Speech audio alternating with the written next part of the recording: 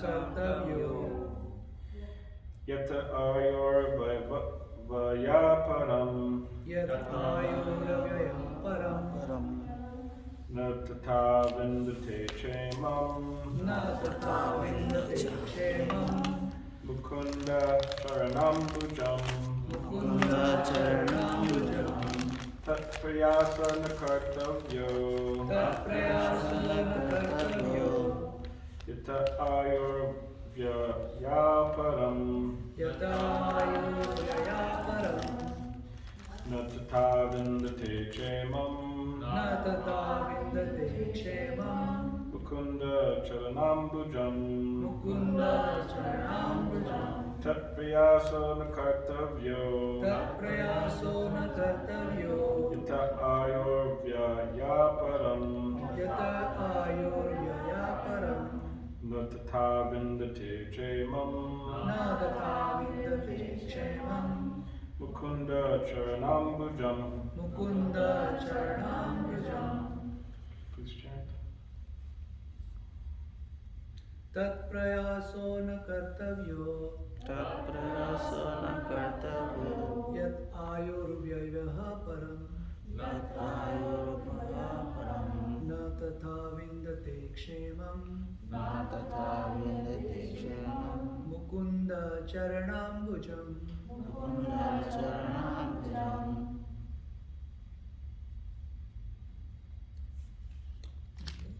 Anybody else? Good? Ah, sorry. tat prayaso na kartavyo yata ayurvyaparam na tata vindate kshemam mukunda charanambujam Okay, word to word. Tat, tat for that. for that Sense gratification and economic development. sense gratification and economic development Priyasaha, prayasaha endeavor. and Na, no not. not Kartavyaha, kartavya to be done. to be done Yataha, yataha from which. from which Ayurvyayaha, ayurvyaha waste of the duration of life. waste of the duration of life Param, param only or ultimately. only or ultimately Na, na nor. nor Tata, tata in that way. in that way Vindate, in the day enjoys. enjoys Chemam, Shemam, the ultimate goal of life. the ultimate goal of life Mukunda, Mukunda, of the Supreme Personality of Godhead, of the Supreme Personality of Godhead, who can deliver one from the material clutches. who can deliver one from the material Charna Ambujam, Charanambujam, the lotus feet. the lotus Translation and commentary by His Divine Grace, A.C. Bhaktivedanta Swami Prabhupada. feet. Endeavors merely for sense gratification or material happiness through economic development are not to be performed, for they result only in a loss of time and energy with no actual profit. If one's endeavors are directed toward Krishna consciousness, one can surely attain the spiritual platform of self-realization. There is no such benefit from engaging oneself in economic development. Purport. We see materialistic persons busily engaged in economic development all day and all night, trying to increase their material opulence. But even if we suppose that they get some benefit from such endeavors, that does not solve the real problem of their lives. Nor do they know what the real problem of life is. This is due to a lack of spiritual education. Especially in the present age, every man is in darkness in the bodily conception of life, not knowing anything of the spirit soul and its needs. Misguided by the blind leaders of society, people consider the body to be everything, and they are engaged in trying to keep the body materially comfortable. Such a civilization is condemned because it does not lead humanity toward knowing the real goal of life. People are simply wasting time and the valuable gift of the human form, because a human being who does not cultivate spiritual life, but dies, like the cats and dogs, is degraded in his next life. From human life, such a person is put into the cycle of continuous birth and death. Thus one loses the true benefit of human life, which is to become Krishna conscious and solve life's problems. Om Jnana Timirandasya Karanjana Shalakaya Chakshuravatam Yena Tasma Shri Gurave Maha Ukam Karitava Chalam Pangam Nagati Girinda Kripatam Mande Shri Guru Nirvitanam Vacha Kampusvishya Kripasan Devicha Patitanam Pavani Bhuvashri Bhuvamam Maha Jai Shri Krishna Chaitanya Prabhu Nityananda Shri Advaita Gadadhara Shivasa Gaur Bhaktivinoda Hare Krishna Krishna Krishna Hare Hare Hare Rama Rama Rama Hare Hare. Translation again. Endeavors merely for sense gratification or material happiness through economic development are not to be performed, for they result only in a loss of time and energy, with no actual profit. If one's endeavors are directed toward Krishna consciousness, one can surely attain the spiritual platform of self-realization. There is no such benefit from engaging oneself in economic development.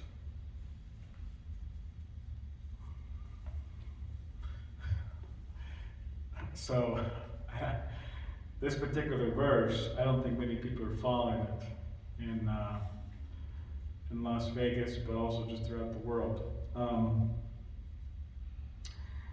Means that people, they're thinking that the goal of, because they're in ignorance, because they're in the bodily conception of life, they're thinking that their highest gain is material by nature, it is not spiritual. But the problem with that is that we are spiritual by nature. People, everyone is spiritual by nature. Like Krishna says in the Bhagavad Gita, Mamaya Vangsho Jiva Loke Jiva Buddha Sanatana,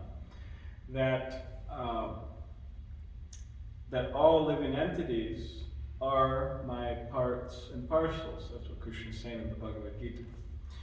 And they're struggling with the six senses, which include the mind. So what does it mean that they're struggling? It means that they're struggling for happiness. And because they're ignorant, they don't know what happiness is, they're chasing after all the wrong things over and over and over and over again. As Prahlad Maharaj says here in his teachings, I'm not sure, Punaschar, but the Charvananam, they're chewing they're chewing that which has already been chewed. Means they're trying to continuously, over and over and over again, experience happiness from the same things, but they're just as unhappy as ever. So it's a very difficult state. And we see that even if people manage to make it to very high levels of material opulence, some people do, through different ways, economic development. Still, that doesn't guarantee, and we would say absolutely, that doesn't equal happiness. Material opulence doesn't equal happiness. I mean, devotees may have material opulence. I know many devotees who have material opulence to different degrees. I know many devotees who don't, but whatever the case is, it's not that devotees can't have opulence, but they shouldn't think, or we shouldn't think, that that equals happiness. What equals happiness? Serving Krishna, serving the spiritual master, serving Srila Prabhupada, engaging in the 9 processes of devotional service. That's what Prahlad Maharaj is mentioning here, right? Shravanam, Kirtanam, Vishnu, Smaranam, Pada Sevanam, these different 9 processes of devotional service, beginning with hearing and chanting about Krishna. Like Prabhupada said, hearing and chanting about Krishna, not some politician. Because by hearing and chanting about anything else besides Krishna, it doesn't awaken our love for Krishna.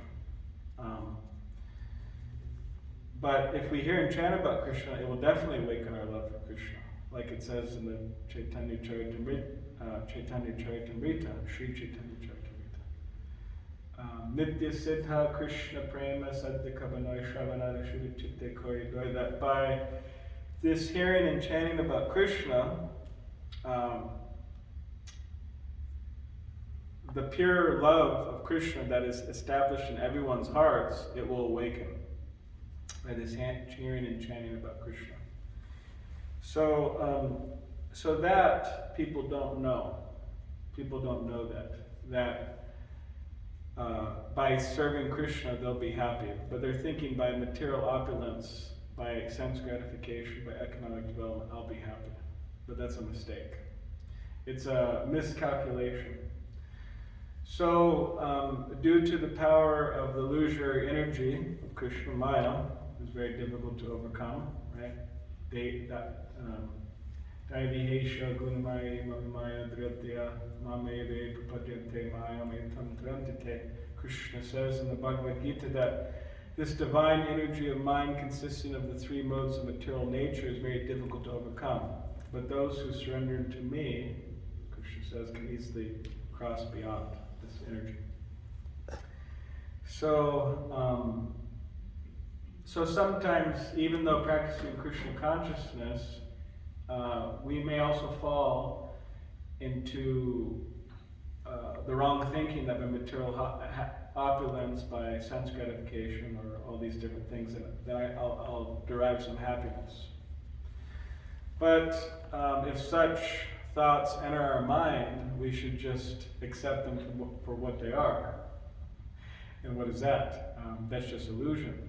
It's and these thoughts may enter. It's not until somebody is on a very high level of Krishna consciousness, they may have such thoughts enter.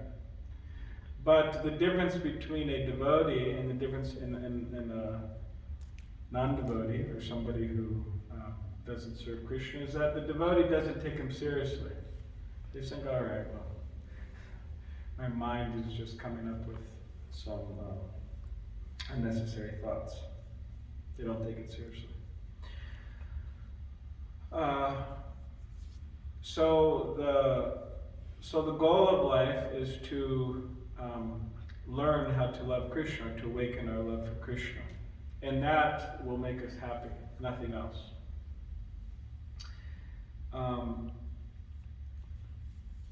Because if we base our happiness on the body, or the extensions of the body, extensions of our body means other family members or whatever, then we're sure to, it's a sure recipe for unhappiness, for not for not experiencing happiness. Because the body fails. It's not perfect, nor are the extensions of the body perfect. Nor is any material arrangement perfect. But what's perfect is Krishna. Who's perfect is Krishna. And the process of devotional service is also perfect. There's no imperfection in the process of devotional service. It's all perfect, all blissful. So the quicker we could realize that, the better.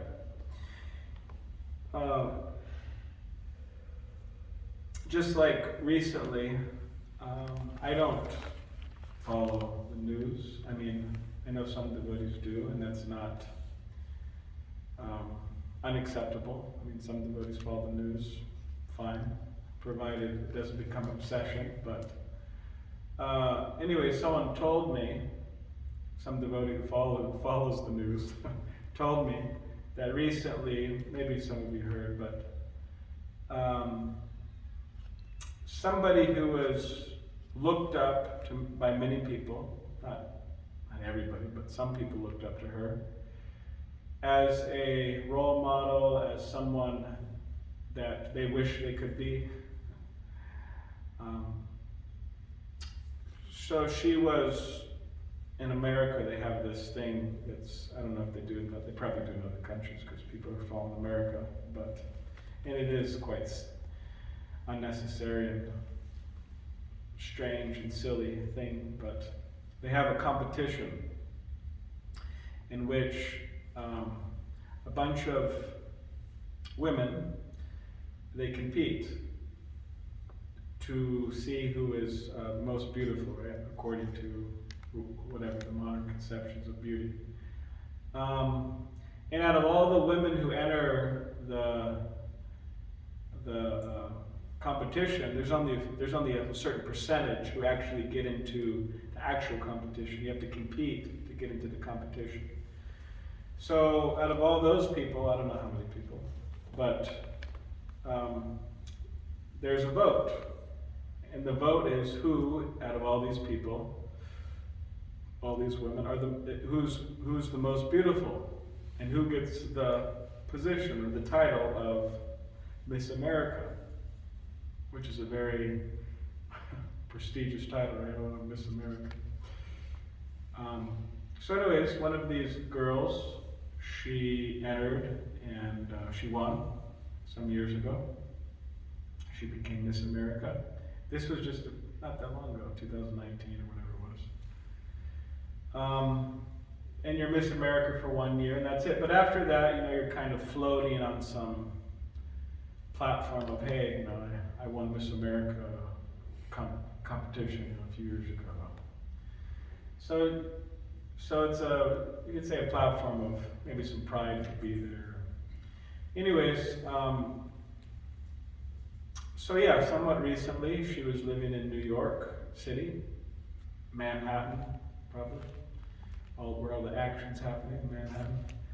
And living up very high, a bunch of skyscraper buildings in New York. And somehow or other, she just decided to jump off. And she committed suicide. That was the way she committed suicide. And yeah, she didn't live because it was so high. Terrible, right? But anyways, she was expressing herself before this happened in interviews, because they like to interview these people, different types of people. Which you could really see how, like Prabhupada says in the Bhagavad Gita, he says, you can't tell a fool until he speaks. So you hear some of these interviews sometimes, and people are just really, really ignorant. But anyways, so in this particular interview, or maybe she was writing in a journal, but she started to describe, to a degree, her suffering. And specifically what she said, and I'm relating this to Krishna consciousness in the Bhagavatam, but she started to say how, she won this competition, Miss America, and how that when she started to talk to people, she would tell people that she's 30. And she said when she had to tell people she was 30, she would like cringe a little bit, like, oh, I'm 30. In other words, like, that's old. She felt like telling people she was 30 was telling people she was old. She was getting old. She wasn't in her 20s anymore. Of course, 30s isn't old, but. And she was saying how the media and other people like that, once somebody starts getting older, they stop paying attention to them because they're getting older. And, there's younger girls and guys, coming up who are more attractive. Some people lock themselves in their houses, actually. Rich and famous people in Hollywood locking themselves in their houses because they don't want people to see how old they are. So she was feeling this, that, oh, I'm getting old. And then she just thought, all right, well, let me just end my life. So it's quite sad and tragic. But this is the bodily concept of life. If she wasn't in the bodily concept of life, and unfortunately she's just one, there's many guys and so many people who are in the bodily concept of life and thinking that their happiness relies on, the body and how it looks or whatever. So, but if she actually had knowledge, or if people like her had knowledge, then they wouldn't have to do such things, and they wouldn't have to suffer. They wouldn't have to suffer. They wouldn't. Actually, if we could trace back all evils to the bodily concept of life, wars. Hey, this is my property, right? Or I want it to be my property. This is the bodily concept of life, right? A spirit soul, they don't have any business, robbing people of their land or whatever. Or racism, right? Hey, I'm Indian and you're American, or whatever. So many different. So this is all bodily concept of life. So if the bodily concept of life was just removed completely, erased from humanity, that's a difficult task. But if it was, then there wouldn't be all these problems. And as Srila Prabhupada points out here, in the purport, every man is in darkness. And this is Srila Prabhupada is not exaggerating. We shouldn't take it that Prabhupada is exaggerating any of his statements. It's not exaggerating at all. He's saying every man is in darkness, in the bodily concept of life, not knowing anything of the spirit soul and its needs. Nothing. Just like there was a very famous guy in Hollywood. And he's been making movies for 20 years. Famous guy. I think he was in that movie Matrix that some devotees watched, but related to Krishna consciousness or whatever. But anyways, there was an interview with him. A little short interview, so I saw it, and they asked him, what happens at the time of death? They ask him all types of questions. What's your favorite? What's your favorite ice cream? All this type of stuff. But one of the questions, what happens at the time of death? And then he answered, well, at the time of the death, he said, I know that everybody that you leave behind misses you. And then the man who was given the interview, he just kind of paused there for a moment, and then the whole audience started clapping. Such a great answer, It went viral. And it's like, yeah, he answered the mystery of what happens at the time of death, and everyone's, yeah, great. And it's like, well, that didn't exactly answer the question. It didn't answer at all. It's common sense, actually. Like if I was to say, oh, what's one of the main things people do in Las Vegas when they come to Las Vegas? Oh, well, they gamble. Right? It's like, okay, well, that's pretty common sense, right? A bunch of casinos, they gamble. So similar to this man saying, oh, they miss you, people miss you. It's like, all right, well, that's common sense. And it also doesn't answer the question at all. But it's interesting how people were applauding that. So who they are, what happens, before, what happens after, what's the goal of life, all these different things, they don't know. So, as practitioners of Krishna consciousness, we should know ourselves. And we should teach those, like for example, those of you who have children, should teach them. And we could extend it to larger family, to people in Las Vegas, to whoever, anybody and everybody, try to teach them about Krishna consciousness. Give them Srila Prabhupada's books. And this will be very good for us, will be very good for people if we try to teach them. And that's the purpose of a holy place. The purpose of the temple's not in Las Vegas. the temple's a spiritual place. It's a holy place. We should not feel like we're in Las Vegas, at least when we're at the temple, because it's spiritual, it's transcendental. And one of the main purposes of the temple is the hearing and chanting of transcendental sound, the messages of Krishna, the messages of Srimad Bhagavatam. And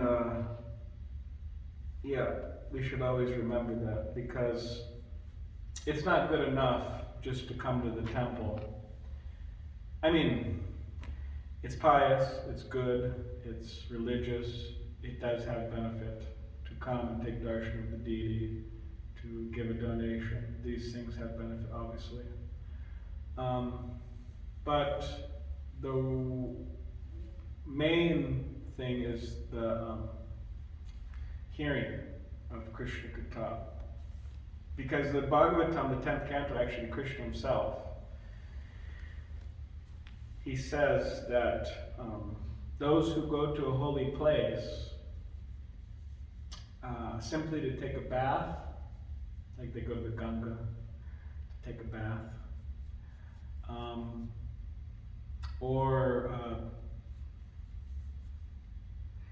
they go simply to take a bath, and they do not hear the transcendental sound or the messages of Krishna.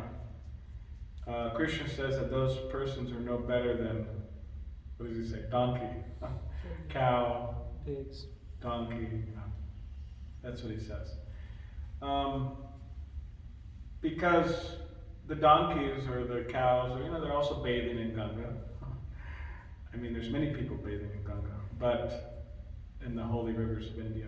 But to hear about Krishna, that's very important. That's one of the main purposes of a holy place. So we should take that as one of the main purposes of the temple as well, to hear.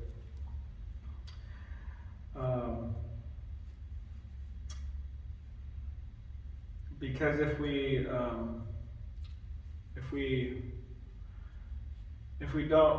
we fail to remember that, then we're not getting the full benefit. We're not getting the full benefit. And of course, hearing, I mean, we could be in class, or we could be in kirtan, or our mind could be like 10 million miles away or something. The mind is very powerful. So to also focus is important.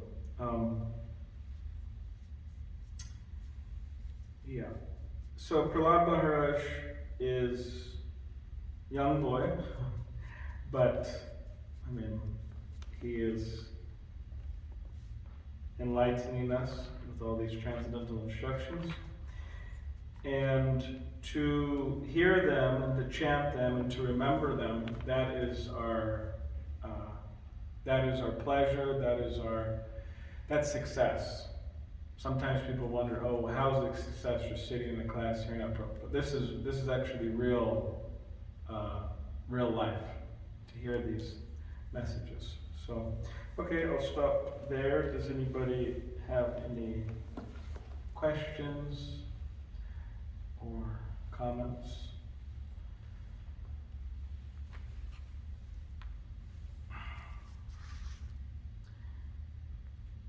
I have a comment here. It's very nice keywords. Those are very good. Nice and big. I was seeing the lamp when it was being passed around, and I was looking at the geewicks, and wow, these are really nice geewicks. So, and I'm seeing you make them. So because not all temples have geewicks like this. So these are special geewicks. They last a long time, also when they're burning. So very beautiful.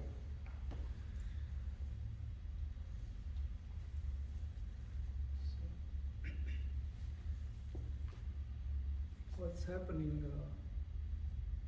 I see this all the time, that people hear very often this Krishna Katha, this messages from Srimad Bhagavatam, Bhagavad Gita. But I see that, it doesn't last very long, So you get excited about it, right? Yeah. And you say, okay, well, next time I'll be here, Yeah. And then you don't see him for a year. What would you say? Okay. All right, thank you. Yes, so people, they hear the message and they become very excited and they say, okay, I'll come back, and then you don't see them for a year. Yeah, it happens. I mean, in San Diego, I remember there was a mother and her daughter, and they would come to the temple regularly. And then I noticed that they stopped coming to the temple. And then many years passed, like 5 years or something passed. And all of a sudden I see them come to the temple. And the daughter's like grown up. I don't know, she's like went through high school or whatever, going into college or something. And then I asked the mother and the daughter, I said, well, you used to come here regularly. What happened? And she said, well, yeah, that's true. I said, she said, we haven't been here for a while. I said, yeah, it's been like years. I haven't seen you. And she said, yeah, I guess we got really busy, and my daughter was going to school, and this and that, and we just didn't come. So yeah, it happens. I mean, practically, actually, it's a fact that we're all moving on our desire. Like, if people have no desire to come to the temple, they're just not going to come. They all have this to do, that to do, so many things to do. But you see, people, they may be very busy, but if they have a desire to make it to the temple, then they'll come to the temple. So it's all about desire. And some people, they're not fortunate enough at the particular time to have that desire in their heart to come to the temple. But hopefully, over time, they do become more fortunate. Because those who come to the temple, those who take to Krishna consciousness, they're very fortunate. Brahmande Brahmatikon Bhagavanji Guru Krishna Prasadi Pai Bhaktivata Beach, that the soul is wandering, species to species, plants all over the place. But a fortunate soul, by the mercy of Krishna, understanding the desire in their heart, Krishna understands, he puts them in contact with the devotee, and then they start the process of Krishna consciousness, and then they come around. But also there's an idea that sometimes people, you see them come to the temple, and then you just don't see them for a while. But then they come back, and then they're more serious. And then they become... So sometimes it takes a while for people to actually make the steps.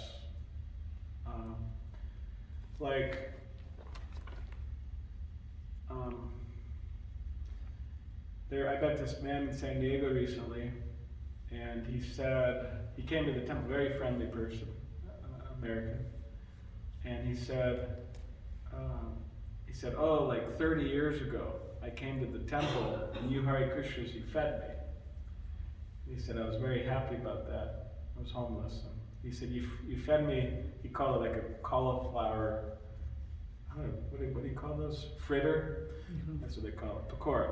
He said, you fed me pakoras. So I said, okay, nice. And he was smiling, he was very happy. And he said, can I go to your gift shop? I said, yeah. So we went to the gift shop, and he was looking for a Bhagavad Gita. So he bought a Bhagavad Gita. And then, after buying the Bhagavad Gita, we started talking more, and he said, I said, did you meet the devotees anywhere else? And he said, yes, I met him in Los Angeles at I forgot what it's called, Griffith Park. He said, I met him there, and some man, he sold me a big stack of books. And he said, I'm gradually reading them. And he's like a man in his 50s, regular kind of American man. And he said, I'm gradually coming around, you know. He said, I'm starting to like you guys more and more, you know. So sometimes it takes time. There's also this story of this devotee. She was a devotee, like, you know, initiated and chanting, and somehow or other she had some issues, she had some problems, difficulties, maybe with people or this and that, and she fell away from Krishna consciousness. She just left, like, completely. And she completely just forgot about it. Tried to. And then she got married to one man. And she never told this man that she used to be a Hare Krishna. So she just married this man. So anyways, one day her and her husband were driving in a car, and they had a bad accident, like a really bad accident. And the car was rolling, and she was yelling out, Shri Krishna Chaitanya, Shri Krishna Chaitanya, Shri Krishna Chaitanya, Shri Krishna Chaitanya. She kept on saying it over and over and over again while the car was rolling. And eventually the car stopped. And they were okay. Everything was okay. It means the car was messed up, but they were somehow okay. And then her husband, the husband looked at her and said, what were you saying? Like, Shri Krishna Chaitanya. What is that? And she said, oh yeah, I never told you. She said, I used to be a Hare Krishna. And then he said, all right, well, tell me more. So then she started to speak with her husband. And then eventually he became a devotee. So they both continued to practice. I mean, she continued, and then he started. And they both became, started. So sometimes it takes a little time. There's also one last one in relation to this about taking time, but actually I'll tell you two short ones. There's one devotee in San Diego. He became a devotee, and American, and his wife was quite anti. She wasn't interested. And actually she was a Christian. Sometimes Christians could be, I also come from a Christian background, but sometimes Christians could be a little intense, only way, right? So she was a Christian, but her husband was, he got initiated, he was chanting, and he was a devotee. So what he did is he started putting Ganga Jal, holy water, he started putting in her tea every day, without her knowing, putting it in the tea. So she was getting purified gradually. Then, purified Ganga waters? Yeah. Purified. Well, it means, you buy it in the blue bottle. Yeah. The bottle of Ganga water. So he was putting it in the tea, and she was drinking without knowing. So her consciousness was becoming purified. And then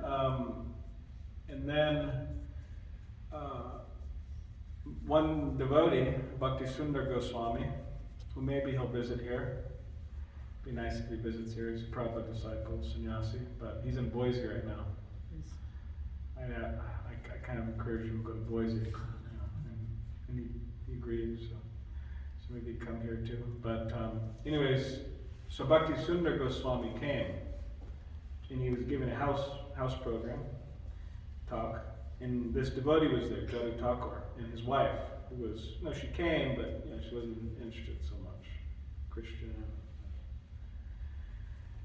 And she also didn't like prasadam. She didn't like the, Indian flavors and this and that. So it's tough because she didn't like prasadam. She didn't like Krishna consciousness so much. So, so then Bhakti Sundar Goswami, he also came from a Christian background,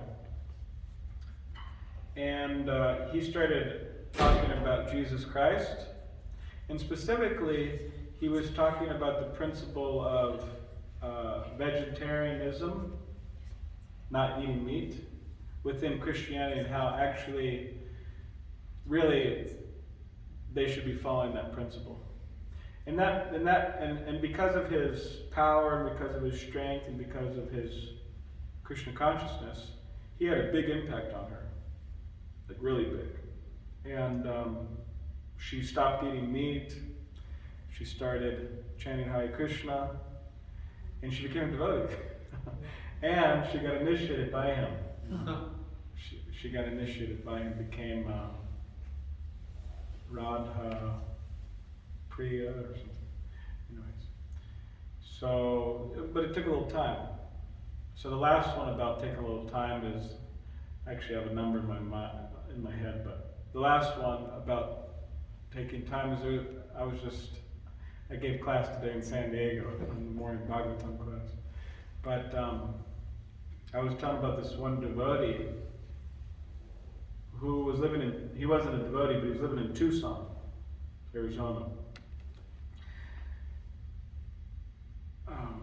And he was going to the restaurant. So the restaurant's very good. It's very good to have a restaurant because, it attracts a bunch of different people, So this person was going to a restaurant, and the devotee said he was like a cow, just grazing there all day long, just taking prasadam all day long. He was paying, but he liked prasadam, American guy.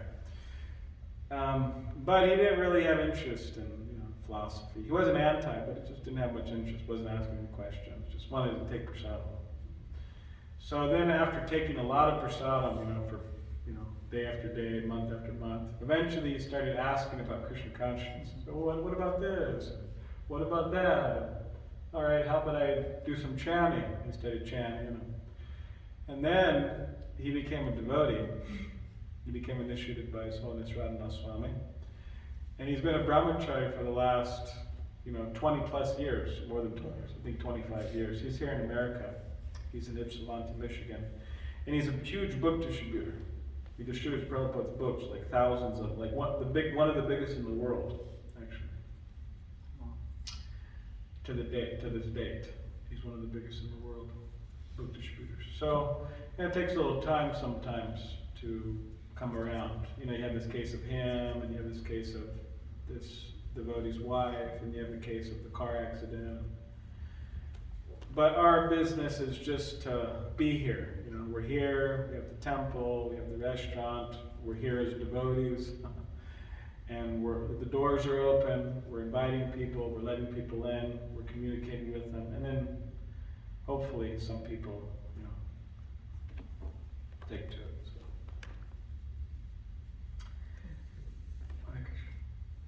All right, any last comment or question? You look like you want to say something. I just wanted to understand your own journey. How did you actually become a devotee? Oh, you want to understand my journey? Yeah. All right. Well, I can tell you a little bit in a few minutes.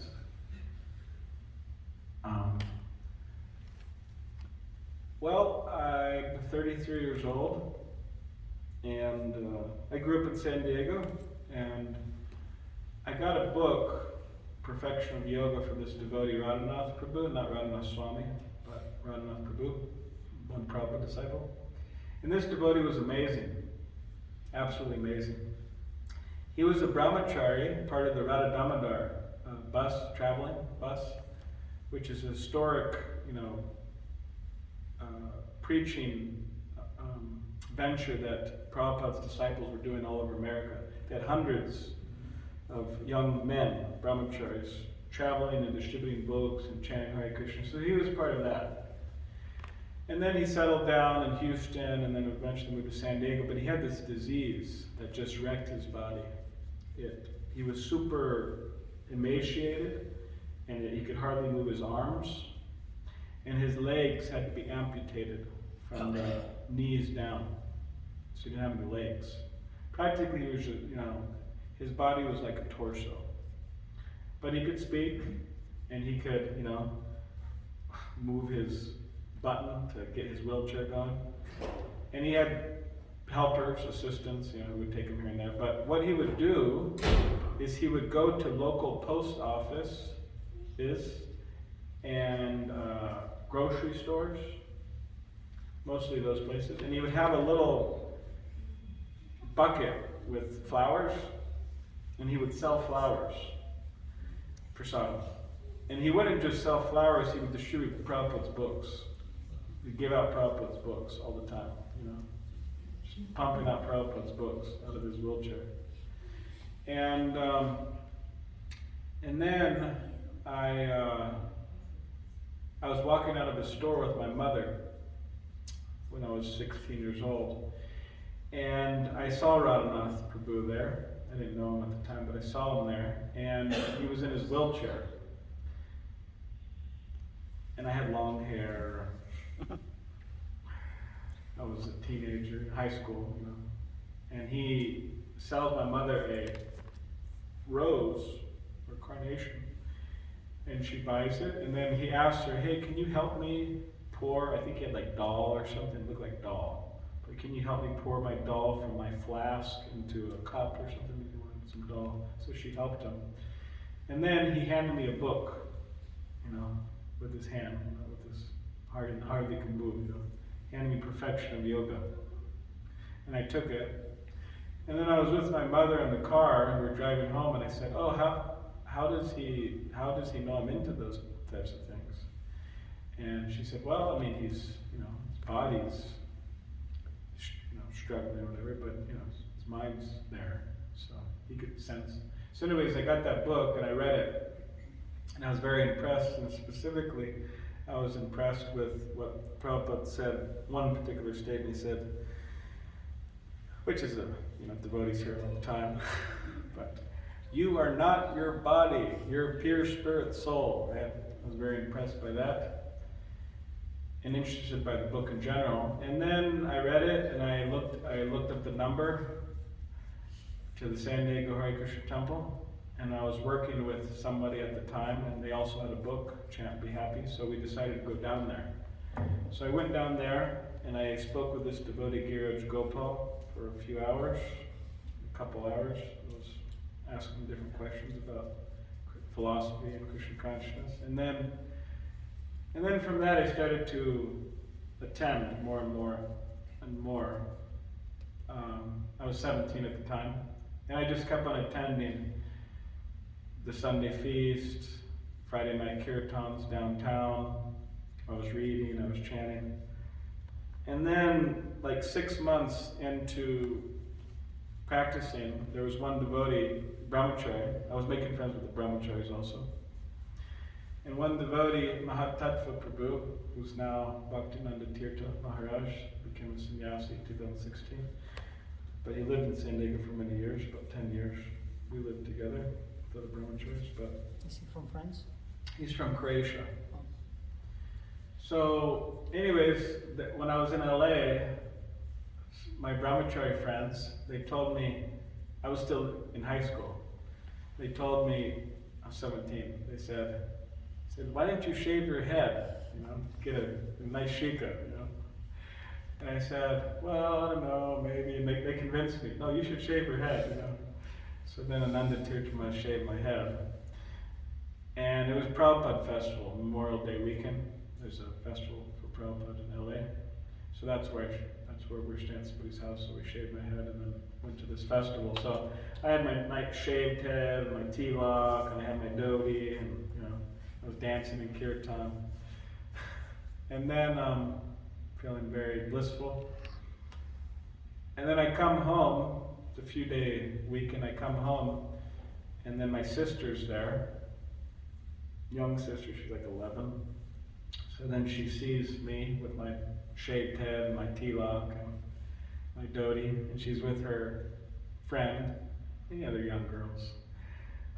So they start laughing. Laughing, giggling. And then she calls my mom, my mother, who's working. And Macy, my sister, she says, "Oh, Mom," she says, laughing. And she said, "Oh, Bronson," that was my legal. "Bronson just came home, and he's got a shaved head, and he's wearing paint on his forehead. And he's wearing a skirt." So they're all laughing and giggling. And so then she gets off the phone. My mother comes home, and she's a very open-minded person, so she's accepting what I'm doing. Very supportive mother. So then I tell her, you should come to the temple. I told my mother, you should come to the temple. She said, no, I'm busy. I said, no, you should come to the temple. And then it was her day off of work. And I said, no, you should come to the temple. It's your day off. And she goes, yeah, it's my day off. And I'm quite a persistent person, so I just said, no, please, come, get in the car. And so we got in the car together, we drove down there. And then she attended the festival, Sunday feast, the Kirtan, she met the devotees, and she started attending the Sunday feast and practicing, continued. Then I got initiated by His Holiness Guru Swami, 2009, and he gave me the name Balaram Das, Krishna brother. But my mother, she was also aspiring to take initiation from him, actually before me. And then she got initiated a year after me, and she became Rohini Devi Dasi, so Balaram's mother. Rohini Devi Dasi. So she's still a devotee, she's still practicing. She lives in Oregon, she's distributing Prabhupada's books up there, small town. I think she's probably other devotee somewhere, but I think she's the only one passing out Prabhupada's books up there. But so, and yeah, I joined the temple. Nanda Tirthamaj asked me if I wanted to join the temple when I was 18, so I said I would try it out for 3 months. So that turned into 6 months, a year, 2 years, 5, 10, now 15. They haven't kicked me out yet, but so yeah.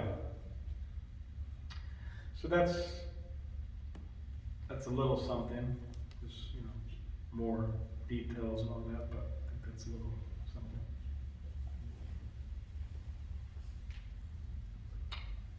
Yeah. How long have you been in Las Vegas? 7 years. Oh, okay. And it's a pleasure to see you and other Prabhuji in your brahmachari office. We initially were living in New Zealand. Oh. And we Okay. had great association with a lot of brahmachari. We're very close to most of them. Oh, good. So when we see you, we feel very elated. Good. From New Zealand to Las Vegas, huh? All right. Okay. All right. Well, thank you very much. Very happy to be here with all of you, and maybe I'll see you tomorrow or soon. All right. Grantrad Srimad Bhagavatam ki jai, Shri Prabhupada ki jai. Jai.